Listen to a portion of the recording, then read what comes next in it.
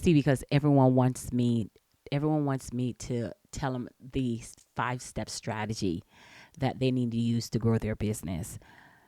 And even though that 5-step strategy works, even though I can tell you that selling moving from selling one to one to one to many has transformed my life, creating offers that speaks to your ideal client that help them, even though selling is serving, I can tell you all of that. The reality is, for you to even believe, or even for you to even get to that point, it is, in this day and age, it is so challenging.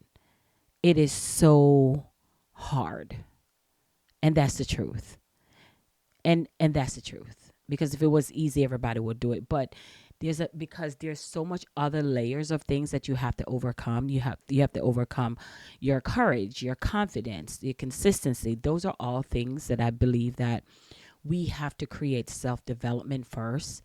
And many of the times when clients work with me, the reason why some may struggle with their success is because they're still dealing with their own courage and their own confidence to be honest with themselves. Like, because they're still having that self-doubt and that self-sabotage.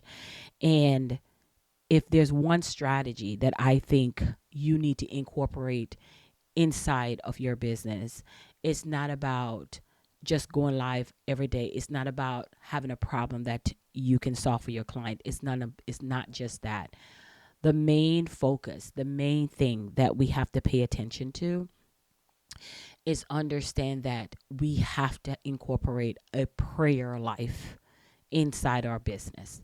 We have to have a prayer life, especially in this season, because everything around you is going to look like you're wasting your time. You're wasting your time when you post a content about your business. You're wasting your time when you upload a video on YouTube. You're wasting your time when you try to create or write that book.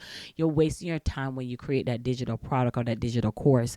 It's going to seem like evidence around you seem like this is just a waste of time. I'm going to put all this work in and not get the results. And I've had clients say that to me as well. But truth of the matter is, all work is either working on you or is working in you. So we know that all work.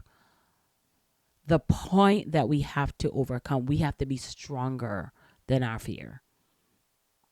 We have to hold fast and go to a place that seek evidence of the thing that we desire. What does that mean for you? In this episode, I really want to dive into how do you keep working even when you feel like that's enough. How do you keep going? Where do you get the courage to keep going even though sometimes you just want to say that's enough? And if it weren't for my prayer life, if it weren't for me really studying, reading, I'm a reader. That's my secret weapon. I love to read, and I love my favorite thing, and that's the Bible. And I'm right now I'm in Second Samuel, and it was talk about all the disruption and all the things David had to go through in his life, even when Saul was attacking him and tried to find him, and even Saul's own son Jonathan was against his father because he know his father had no right chasing down David, and he stand against his father to support David. But David had to run away from his country. He had to run away and seek help everywhere else because Saul was out to get him. All because Saul was just jealous of his success. So jealous of his success. And he faced death. And even when he came to his enemy, which was Saul, he could have killed him. But instead, he just ripped a piece of his clothing to let him know that he was there. And when I think of all the things that's happening around us right now and how we getting through all the situation that's been happening, how we getting through it. Every time I want to think about, oh my God, how can we do this? How can we still think about working and still think about our business even in time like this? And then I go right back to the Bible. I go right back to David. I go right back to First and Second Samuel. And I think about Saul and Samuel and David, and all the things, and Moses, all the things that these men of God had to work through, or had to accomplish to be where they are, to fulfill the vision, because it's not my vision, and it's not your vision. I think about all the things that they have to go through to fulfill their vision of God, the vision that God has for them. And had they stop and say, there's too much going on in the world right now, we're not going to fight, we're going to put down our sword, we're just going to give in, we're just going to wave our white flag. Just a shift of them doing that would have changed everything in history. So just a shift, you saying, this is too much, I can't go on. Just imagine if we had lived back in those days. And one thing all those men had in common, including Saul, had in common, they were prayer warriors. They were prayer warriors. They prayed to God constantly to seek wisdom, to seek knowledge. So if you're feeling lost right now, this podcast is for you, because I want to remind you that you got a secret weapon. You have a secret weapon that you have not used yet.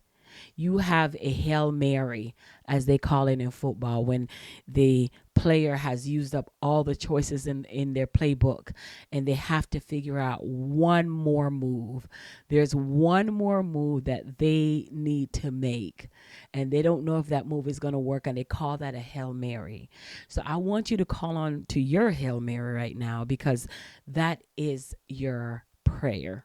That is your prayer has been my mighty sword that has been getting me through the death of a client.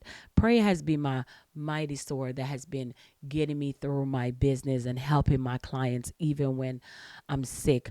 Prayer has been, you can't separate God from business. He gives you the knowledge. He gives you the understanding, because there's no way you can stay sane in a time like this have you not be able to have prayer and last, meditation.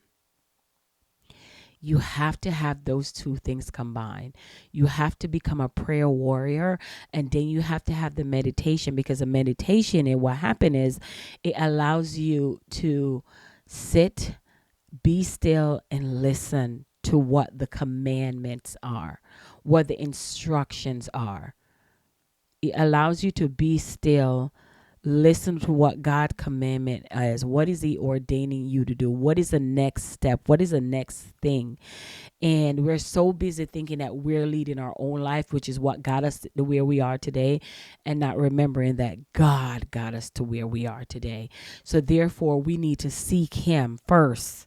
Seek the kingdom first.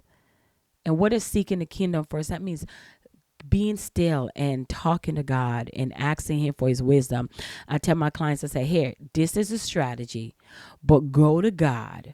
Let him direct you on what to do. Then you take the strategy and use it as you see fit based on your conversation with God. And then you be quiet and have that meditation moment where you allow God to tell you what to do next. You allow him to come into your heart and tell you what is the next move you need to make. And then based on what he says, then that's when you take action. Only on the move he asks you to do. You do not wait. You start taking action on what God said for you to do. This is where you pray harder. This is where you show up more. This is not the time to back down and allow fear to win, because the only way fear can win if you stop. Only way fear can win if you stop. Only way fear can win if you stop. And that's what the devil wants you to do. He wants you to stop, because when you stop, the person that you're called to touch, the person you're called to heal is not going to get healed. And then he win. And then he win. He allowed these distraction of what's going on in the world, exterior world, to come up on you. When reality is, those things are going to happen with or without you. The only thing you have control is how you react to life. So I want to tell you right now, this is the time you use your brain. This is a time you be wiser. This is a time you step up. This is a time that you keep going because you're needed in this space. You're needed right now. So let this podcast episode be the episode that transform your mind and give you the desire to keep going. If you needed evidence if you should keep going, this is it.